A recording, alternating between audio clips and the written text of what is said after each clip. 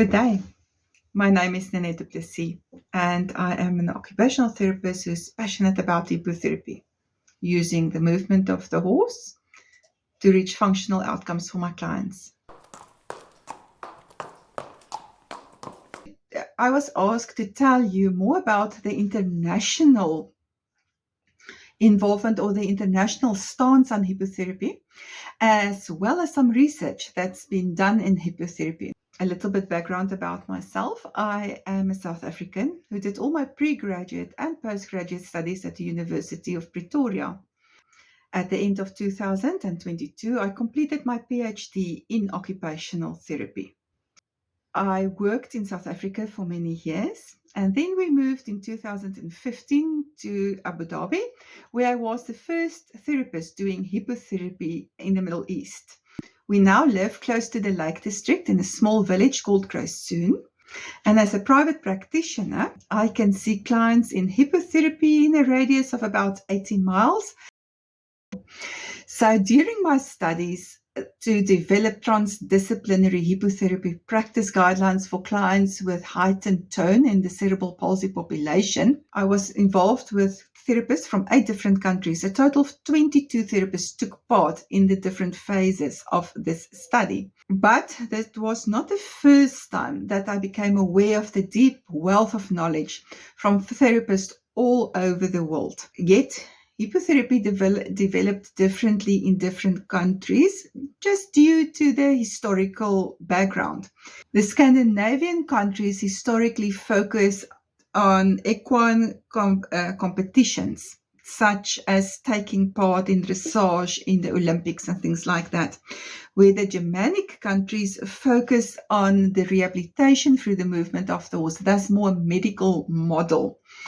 From the start, Northern America had occupational therapists and physiotherapists involved in their sessions, and they focused more on hippotherapy as such right from the start. And it is unclear when the speech therapists came on board, but they are quite well established part of the multidisciplinary team rendering hippotherapy services in Brazil, in South Africa, and in America, and now also in the UK. So traditionally, the English-speaking countries focused more on recreational activities and a bit on sports riding for clients that was interested in that.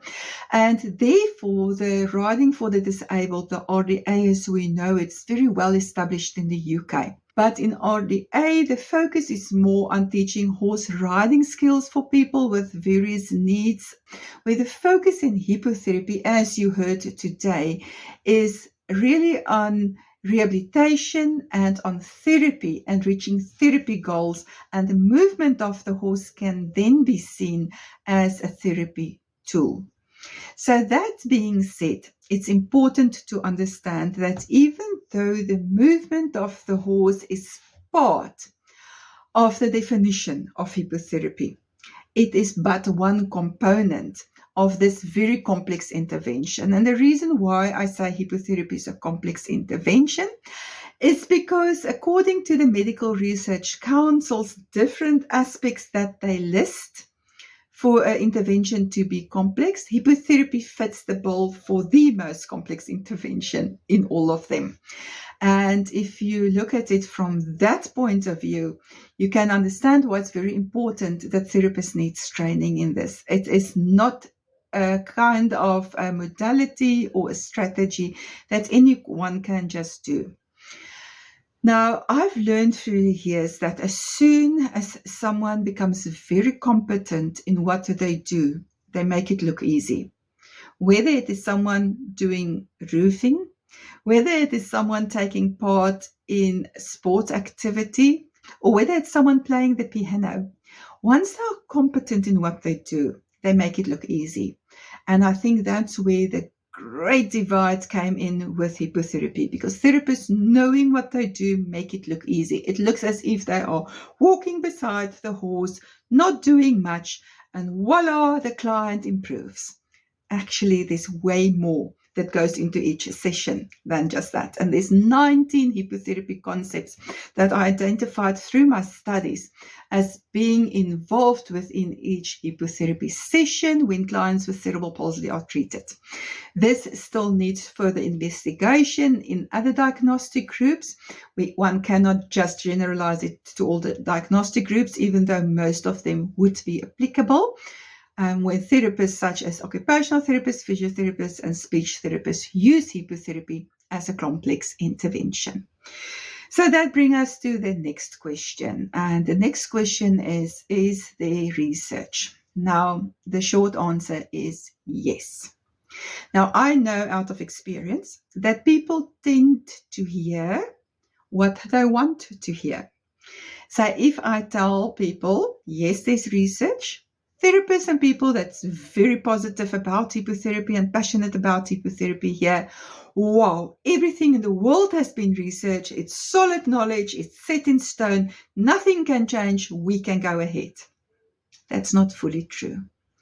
If I say, on the other hand, that yes, there's still research needed in this and this and this area, people that's less interested in hippotherapy or is more hesitant to pay for this expensive therapy where 3 people are involved in each hippotherapy session to treat but one client, they only hear, no, there's no research, there's not enough evidence, we cannot do it, it's not evidence-based, stop, we're not going to pay.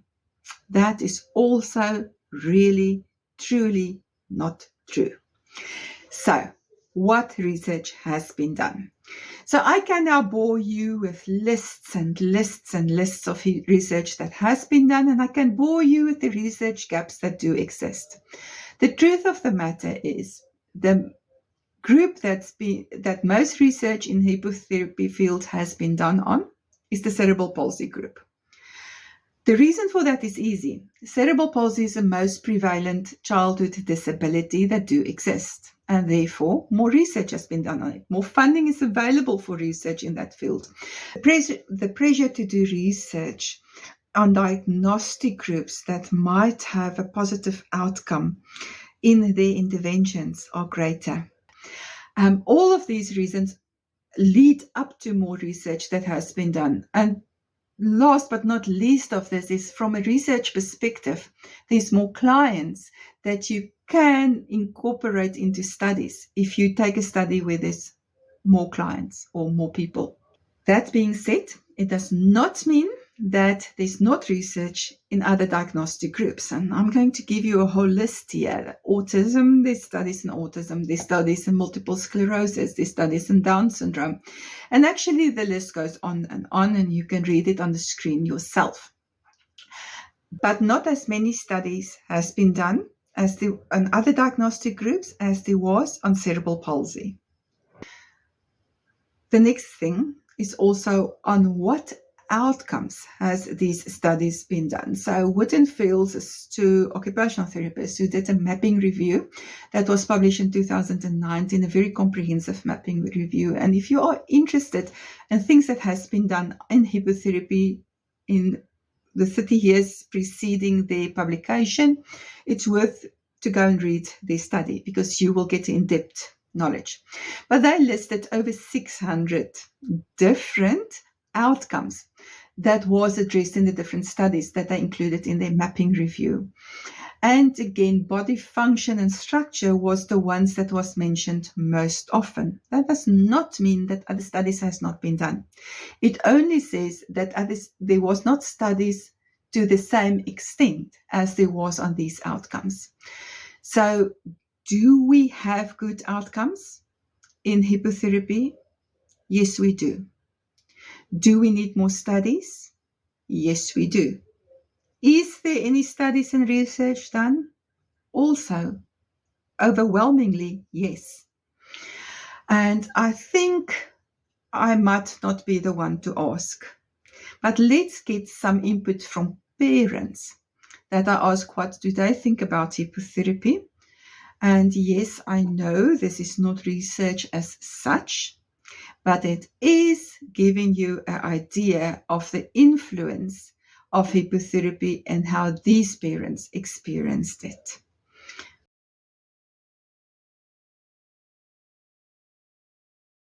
So this is a very clever little girl riding on her pony Nutty. Hi, Nutty. Okay, now Ellie, would you like to tell us what you feel has been the most beneficial part of hippotherapy for Emmy? I think 3 things. I think 1, she loves it and it is her most animated part of the week. Every week she uses her voice and she moves her body and she is just clearly very happy. 2nd, I think it's been great for her muscle tone and she's got much stronger. And then 3rd, I think it's been lovely for us as a family because I grew up on a farm and rode a lot as a child, and just being able to share a passion with her is such a normal part of parenting and childhood, and it's been really precious for us. Lovely, Can I thank add you. one? Yes, go for it. Excellent. I think it lets us see what Emmy can do. Yeah, So a lot of children like Emmy are treated to their diagnosis. Yeah. And you put her on Natty with you, Emma, Yeah. and we could just see what she can do. Yeah. There's no sort of pressure. And sometimes she does this, which is she shows you that she can do way more than you thought she could. yeah. It makes us really proud of her. Oh, You're a clever lady, aren't you? Yes, you're saying go Nutty. yeah, yeah. Wonderful. Thank you very much. Previously, Lucia was passive and dependent.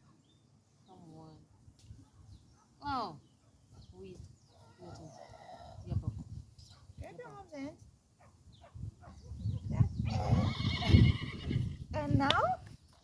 And now? Yeah.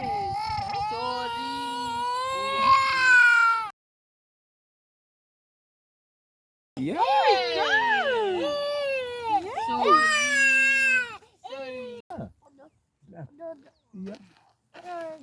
Yes. Yes. Ah. Yes.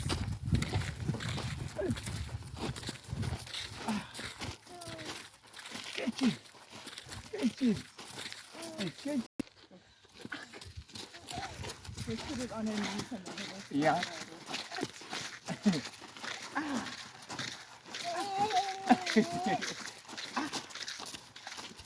Come.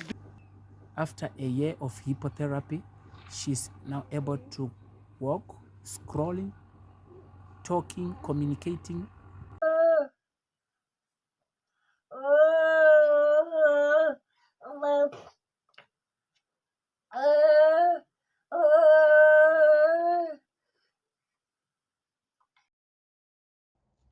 About 11 years ago, a mom of a school friend of my disabled son gave him the opportunity to go to hippotherapy with an occupational therapist, Nanette. It was the best thing that could ever happen to my son, Bram. After the first session, he was hooked on horse riding.